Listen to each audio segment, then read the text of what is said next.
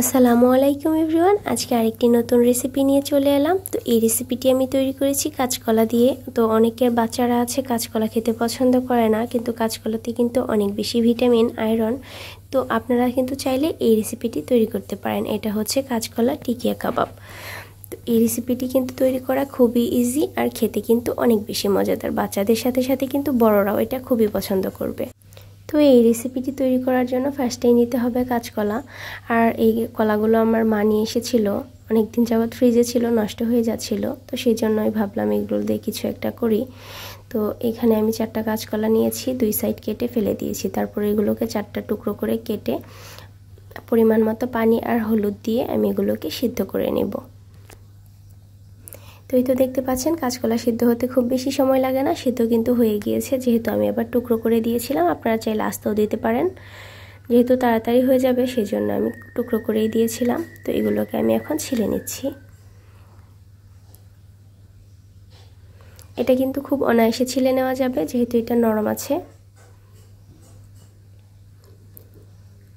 তো আমার এই রেসিপিটি যদি আপনাদের কাছে ভালো লাগে, আপনারা কিন্তু অবশ্যই একটি লাইক করে দিবেন, আমাকে কমেন্ট করে জানাবেন, আর বন্ধুদের সাথে কিন্তু শেয়ার করতে ভুলবেন না।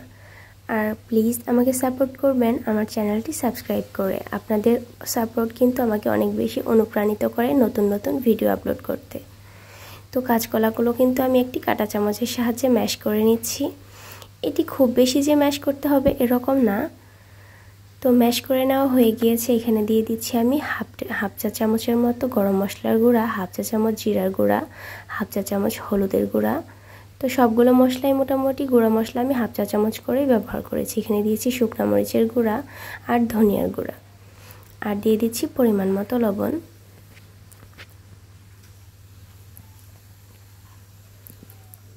আর বাটা মশলা দিয়ে দিচ্ছি এখানে আদা বাটা 1 চা চামচ, রসুন বাটা 1 চা চামচ, আর এখানে দিয়ে দিচ্ছি আমি ছোলার ডাল 2-3 ঘন্টার মতো পানিতে ভিজিয়ে রেখে তারপর এগুলোকে আমি শিলপাটায় বেটে নিয়েছিলাম। তো সেইটাই এখানে দিয়ে দিচ্ছি। আপনারা চাইলে যে কোনো ডাল দিয়ে এই রেসিপিটা তৈরি করতে পারেন, কোনো অসুবিধা নেই। খেতে কিন্তু সবগুলোই মোটামুটি সেম হয়। মসুর ডাল দিয়েও করতে পারেন, মসুর ডালেরটাও কিন্তু অনেক বেশি মজার হয়। তো এখানে আমি দিয়ে দিচ্ছি হাফ কাপ পরিমাণ পেঁয়াজ বেরেস্তা। এখানে কিন্তু কাঁচা পেঁয়াজ দেওয়া যাবে না, বেরেস্তা করেই দিতে হবে। তারপর আমি এখানে দিয়ে দিচ্ছি, যেহেতু আমার কাছে চাট মশলা নেই, একটি নুডলসের থেকে একটা মশলার প্যাকেট নিয়ে দিয়ে দিচ্ছি। আর দিয়ে দিচ্ছি বাড়িতে যে ধনিয়া পাতা হয় সেই ধনিয়া পাতা কুচি করে দিয়ে দিয়েছি। তো এটা যদি কেউ চান অবশ্যই স্কিপ করতে পারেন, এটা কিন্তু একদমই অপশনাল। তো সবগুলো উপকরণ দেওয়া হয়ে গেলে এগুলোকে খুব ভালো মতো মিশিয়ে নিতে হবে।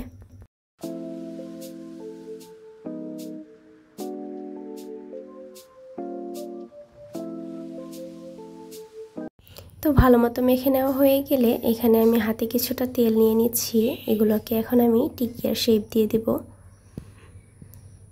তো এখান থেকে অল্প করে ডো নিয়ে হাতে চেপে চেপে তারপরে 2 হাতে গোল করে নিলেই কিন্তু হয়ে যাবে। এটা কিন্তু খুবই ইজি, আপনারা জাস্ট একটু দেখলেই বুঝতে পারবেন। আমি জাস্ট 2 হাতের তালুতে গোল করে একটু চাপ দিয়ে চ্যাপটা করে দিচ্ছি, ব্যাস হয়ে গেল কিন্তু একটা তৈরি। তো এইভাবে কিন্তু আমি সবগুলো টিকিয়া তৈরি করে নেব। আপনারা যদি চান এটা কিভাবে ফ্রোজেন করে রাখতে পারেন, তো সেটাও কিন্তু আমি আজকে আপনাদেরকে দেখিয়ে দিব। কারণ আসলে একদিনেই তো আর এতগুলো কাবাব খাওয়া হবে না। তো এটা কিভাবে আপনারা একবারে তৈরি করে রাখতে পারেন, আসলে বারবার তৈরি করাও ঝামেলা। তো একবারে তৈরি করে এটা কিভাবে আপনারা ফ্রোজেন করে রাখবেন সেটাও কিন্তু আজকে আপনাদের সাথে আমি শেয়ার করব। তো এইভাবেই একের পর এক আমি কাবাবগুলো তৈরি করে নিচ্ছি। এই তো তৈরি হয়ে গেছে, খুবই সুন্দর কিউট কিউট দেখতে আমার টিকিয়াগুলো।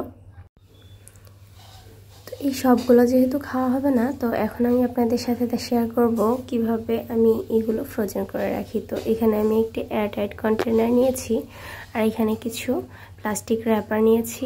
তো ওইটা ফার্স্টে একটা লেয়ার দিয়ে উপরে আরেকটা লেয়ারে আমি র্যাপার দিয়ে দিলাম। তো আবার আমি টিকিয়াগুলোকে দিয়ে দিলাম। তো এইভাবে আমি 3টা লেয়ার করে এগুলোকে রেখে দিচ্ছি। তো এগুলো কিন্তু অবশ্যই ডিপ ফ্রিজে ফ্রোজেন করতে হবে।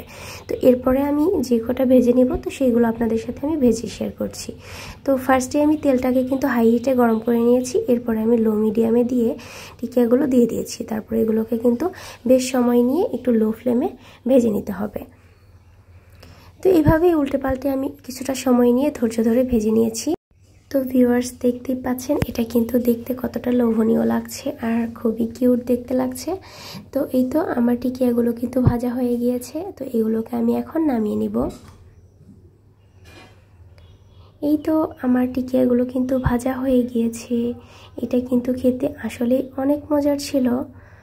আর আমি যেহেতু আমের আচার তৈরি করেছি এর আগের ভিডিওটিতে, তো সেই জন্য কিন্তু আমার হাতের নখে কিন্তু কালো দাগ ছিল।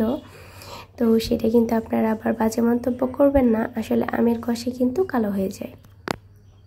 তো এই তো আমার বাচ্চা কিন্তু খাচ্ছিল, মাশাআল্লাহ। ও কিন্তু পুরোটা খেতে পারেনি, জাস্ট অল্প একটু খেয়েছিল। আলহামদুলিল্লাহ। তো সবাই ভালো থাকবেন, সুস্থ থাকবেন। আল্লাহ হাফেজ।